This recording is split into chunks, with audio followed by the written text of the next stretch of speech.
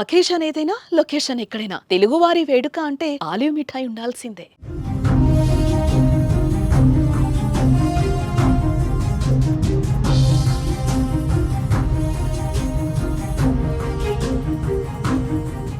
పాక్లో ఉగ్ర స్థావరాలపై భారత్ దాడి చేసిన మరుసటి రోజే పాక్లో బాంబుల పేలుళ్లు సంభవించాయి. గురువారం తెల్లవారుజామున లాహోర్లోని వాల్టన్ సైనిక విమానాశ్రయానికి సమీపంలో ఉన్న గోపాల్ నగర్, నసీరాబాద్ ప్రాంతాల్లో వరుసగా బాంబుల పేలుళ్లు ప్రజలను పరుగులు పెట్టించాయి. ఒక్కసారిగా పేలుడు సంభవించింది. దట్టమైన పొగ కమ్మేయడంతో ప్రజలు తీవ్ర భయాందోళనతో ఇళ్ల నుంచి ఒక్కసారిగా బయటకు పరుగులు తీశారు.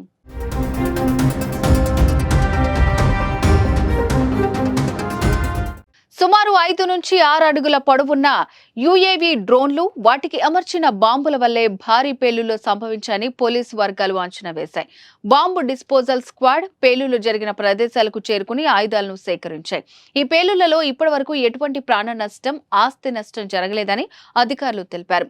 వరుస పేలుళ్లతో లాహోర్తో పాటు కరాచీ, ఇస్లామాబాద్ విమానాశ్రయాలను తాత్కాలికంగా మూసివేశారు. ఈ బాంబు పేలుళ్లకు సంబంధించిన వీడియోలు సోషల్ మీడియాలో చక్కర్లు కొడుతున్నాయి.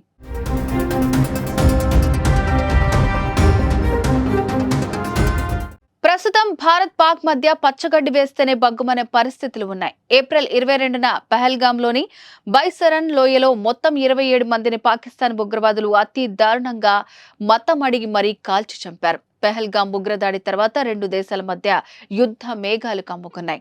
ఆపరేషన్ సింధూర్తో మరింత ఉద్రిక్త పరిస్థితులు నెలకొన్నాయి. మంగళవారం అర్ధరాత్రి దాటాక 9 ఉగ్ర స్థావరాలపై భారత సైన్యం దాడులు చేసింది. మెరుపు దాడులు చేసి ఉగ్ర శిక్షణ శిబిరాలను నేలమట్టం చేసింది.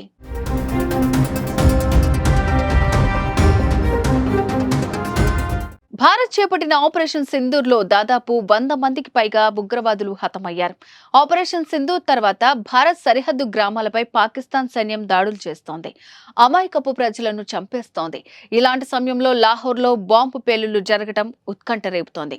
అయితే ఈ దాడి ఎవరు చేశారన్నది మాత్రం క్లారిటీ రాలేదు.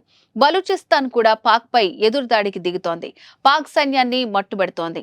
ఈ సమయంలో లాహోర్ బాంబు వెనుక ఎవరు ఉన్నారనేది మాత్రం మిస్టరీగా మారింది.